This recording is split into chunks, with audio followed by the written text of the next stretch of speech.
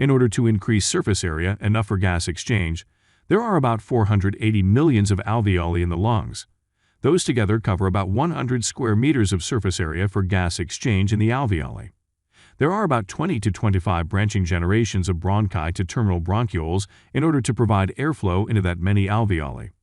It is estimated that total surface area of bronchial lumen is about 2,500 square centimeters, spanning over 1,500 miles long.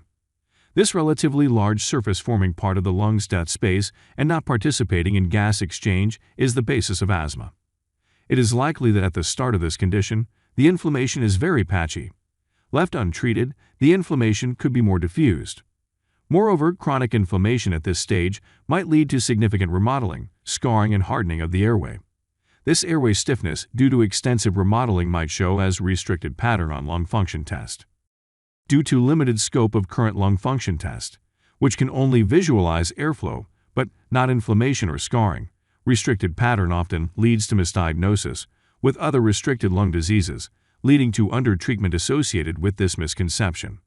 The evolution of inflammation inside the airway lumen is likely similar to that of atopic dermatitis. The skin starts with patches of inflammation.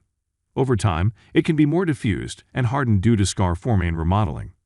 Many times, eczema goes away likely when the inflammation is not severe relative to the body's natural healing process. Similarly, inside the airway linings, it is likely that early control of inflammation and avoidance of stimulation might prevent progression into chronic disease.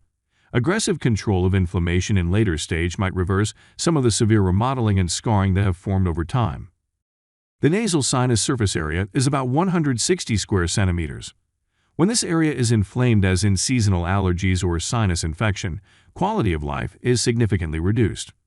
However, when the inflammation starts over 2,500 square centimeters of the airway surface area, there is no direct signal to make us know if it is itchy or in pain. Therefore, early asthmatic symptoms are unknown until there are serious asthma attacks. Many asthma attacks occurring at the beginning of the disease usually lead to reflex tachycardia. Palpitation due to random tachycardia at rest often lead patients to seek attention from psychiatrists for anxiety, panic attacks, or cardiologists for unexplained tachycardia or even arrhythmia. That is why many undiagnosed asthmatics are put on anxiety medications or a beta blocker to control these early symptoms. In children, many undiagnosed asthmatics are placed on ADHD treatment for irritability, likely due to random reflex adrenaline bursts to try to open the airway. Also, it must be noted that asthmatics is not a disease of the alveoli. Therefore, even during asthma attacks, oxygenation is not affected much. Oxygenation is severely affected only in rare cases of acute severe asthma attacks where bronchospasm are at critical bronchi area. This animation below only shows 3 to 4 branching generations of bronchi. Remember, there are about 20 to 25 branching generations of bronchi to terminal bronchioles.